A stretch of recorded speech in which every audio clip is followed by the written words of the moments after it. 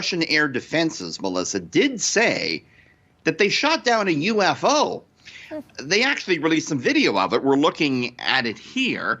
This was reportedly shot down in the Rostov area near the Ukraine border. The governor of this Russian region said the UFO was a small-sized object in the shape of a ball and was flying roughly 1.5 miles high in the sky on January 3rd when the decision was made to shoot it down. Now, it is not clear what the object is. It's certainly possible it was a Ukrainian or maybe even a Russian drone related to the conflict. We don't know. Still, though, back in September, the National Academy of Sciences of Ukraine claimed the skies over Kyiv were swarming with unidentified flying objects. So add this to our long list of what was that?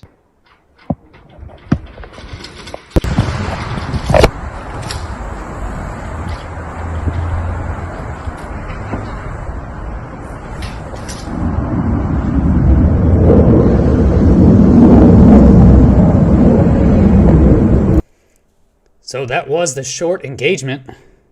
I found 3 phone videos of the same event, and I was able to time stamp them to the explosion. So check that out here. So in the middle here is the first video. You see the launch. Now this is a macro view from further away. And finally, the closest video here on the right side. And you'll see it impact here after 11.5 seconds. So there's the explosion. I timed all 3 videos to try and get an idea of where this is and what happened. Can we see anything, any sort of UFO? Was there an object before impact? You may have seen this news story, quite popular. Russia claims shooting down UFO. Not the first time extraterrestrial activity reported over Rostov Oblast. Oblast, from my analysis of studying Russia as an adversary, is basically a county, like their states. On January 3, 2023, a mysterious object that multiple news sources called a UFO was taken down by the Russian anti-aircraft weapons in the Rostov region of southern Russia. I spent 20 years analyzing and train fighting against these Russian systems, so it is nostalgic to see it again. I will say, luckily though, I didn't have to actually ever kill anyone in the Air Force. I feel very blessed to have gone through and not had to do that. In this case, the UFO, which witnesses defined as a small-sized object in the shape of a ball, interesting, was spotted flying over the village of Sultan Saleh at a distance of roughly 1.5 miles. That is 9,000 feet.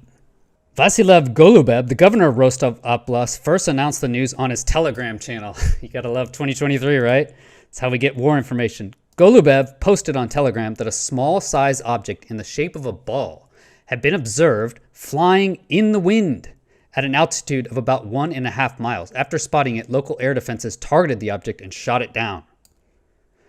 I urge everyone to remain calm. To ensure security, all forces and means are involved. The sky is covered with anti-aircraft defenses, he continued, without revealing the nature of the object. I believe that. Okay, this area is an A2AD defense zone. That means they have overlapping missile systems. It's like a death to any aircraft in that area. That's why when I saw in the news that we were sending F-16s to Ukraine, I was like, man, that is a terrible idea. I don't know, maybe A-10s that can take extra shots, right? They can get hit by some frag. F-16s, man, a few bullets into those things going to be difficult. Probably going down. Local news site Kiev Rostov featured a headline that read, "A UFO in the form of a ball was shot down in the sky. A video of a glowing object and then exploding in the sky was published by the Ostroznov Novosti channel." So this is one of those videos I just showed.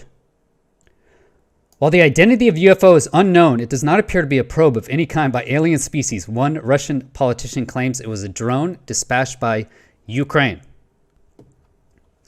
So the Ukrainians have been doing drone attacks. I don't know of any drone that looks like a ball. Okay, so that is the one interesting thing to me. But Ukrainian drone operations are suspected of being behind December raids on Russian air bases that reportedly destroyed aircraft. Kiev has made no explicit claims of involvement in the attacks on the Dyagilevo and Engels air bases in Ryazan and Saratov, respectively. And as I showed here, man, this is a target-rich environment for drones. It's going to be tough to get through these HAZs, right? Hardened aircraft structures. You know, drones aren't going to hurt those. but a lot of aircraft out there. So that could easily be one of the reasons is, yeah, the Ukrainians are going after this as the main base, you know, and you can't put a bomber inside of a hardened aircraft shelter, right? It's too big. So this would push, just even having drones attack this base would push Russia's bombers further east. Is that going to hurt a bomber? No, but it will actually add to their operational tempo. It's going to add to their planning time, etc. So it makes it more difficult. Definitely a possibility, but why is it shaped like a ball? You know, why is it shaped like a ball? That was very interesting to me. And if you remember back to UAPX results, UAPX, they had two main results that they released. I made a video about this. The first was UAPX detected that 43 mega electron volt, and then they looked at their camera system and saw that weird anomaly in the sky. It looked like a tear in the sky that they called it. The second capture was actually multiple captures of what looked like a flying ball. Basically a flying ball of IR energy, no lights flashing on it. So could it have been one of these things? So let's look at the other video. As I said, one of these was David Altman, one of these was Michael Hall. And they caught the same, they started following the same object. There it is again. So they were they were close to each other. So this is not, people ask, is it good for, you know, a triangulation to get size and distance? Not right off the bat. That's difficult because they were, even though they're two different people, they're only a few feet apart, right next to each other on the island. And so that we need more angles to be able to do that. So I'll talk about in a moment how we scrambled. You know, I know it's a car, not a jet, but we scrambled Jeremy in the Osiris to try to get a different angle from many miles away on the object to help with triangulation, to help determine size, shape, velocity more robustly. So, because you can't do triangulation even if you have multiple viewpoints, if those viewpoints are too close together. You need some spread also. So this wasn't good enough yet for size, shape analysis, but you can see fuzzy, you know, traditional UFO here, fuzzy orb, moving around, and caught by two of our team members in their night vision goggles. Very, very, very interesting. And now this is it in visible light. And you can barely see it probably on this screen, but it's an orangish fuzz, and you can see it moving around. So again, do we wish we had higher resolution of this? Of course. And that's why, you know, we're going to have even better, you know, but remember, this was a movie camera. This is high quality camera, okay? So of course, we're going to break this down frame by frame, zoom in, continue this analysis. But right now, this is what we have in hand right now, but obviously analysis is not finished. So much more to do. I've also seen several videos, one by Nigel Benton. Nigel Benton has captured 2 videos of these white balls in the UK. Are these some sort of weird observation balls, or, you know, could it be some sort of probe by either advanced allies or, you know, alien forces? That's the theory anyway. Well, going back to the video, so what I can tell from this is, first off, if you look at the angle, okay, so as I just kind of scroll it through in slow motion, frame by frame here, as it launches up, you can see there is an angle. Okay, it's not going straight up. On this left video, it's going straight up. I think we're looking away from it. It's either coming towards us or going away. I think it is going away from us. And you can see that angled here. Like I said, that booster is still going, and it's definitely tracking on something. Okay, so what I got out of this is the missile is tracking on something. You can see it kind of beam there. Look, as it makes a little cut in this center video. Watch, it'll go a little jink there. It jinks. Okay, you can kind of see a little jink in all the videos. If you look, here we go. There's a little change in direction. Almost like a change in speed on this far left one. Okay, so it's tracking something.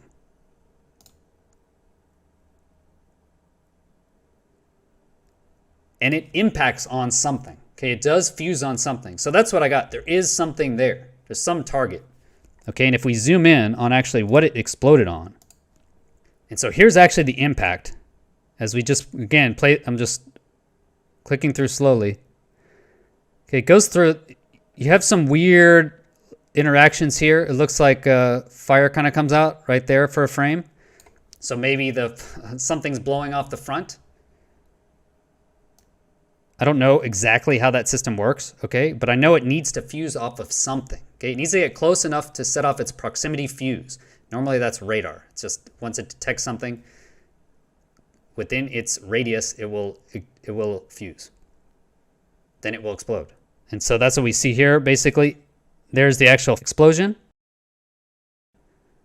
Okay, and then you can see the missile going through it, continuing on. Okay, so there's the explosion, and then you'll see the missile body as it continues through the target. And there's even a little donut you can see right there. You see the donut? That's basically, as the explosion happens, the missile's continuing on at Mach 3. That's how fast it should be going by this point, at Mach 3, and you can see it actually continue through the target. But then I can't see anything before, okay? It's just so bright. This is like a 30-foot long, 10-meter long flame that's shooting out there. So it's going to basically gain out everything else, okay? And then I can't see anything after it actually impacts. There's the impact, and you can see it going through. There's the hole, okay? That's the donut. If a missile's tracking right on you at the end game, this is what it will supposedly look like, is a donut. So that's not what you definitely don't want to see as a fighter pilot. There's the impact, and again, just from a different angle, you can see again the missile continuing through. And finally, this is the Rudenko one. There's the explosion, and you can see continuing. And then nothing, I don't see anything there afterwards. Nothing falling. I can't make anything out. So I don't know what it impacted. This is not the first time alleged traces of extraterrestrial activity have been reported in Russia's Rostov Oblast. In 2007, after a powerful storm, some fishermen along the Sea of Azov captured a strange, seemingly unexplained 100 kilograms of life form. I love this story. They thought the strange squeaking creature they had captured on tape with a cell phone was some alien. However, before anyone could confirm these allegations, the Russian fishermen chose to consume this alleged alien, with one of them stating it was the tastiest food he had ever had. So if we do want to ask, why haven't the aliens come and talked with us? Well, you can look at those first two interactions. First, we shoot first, ask questions later, and then once we do find it, even if we can't identify it, we eat it. So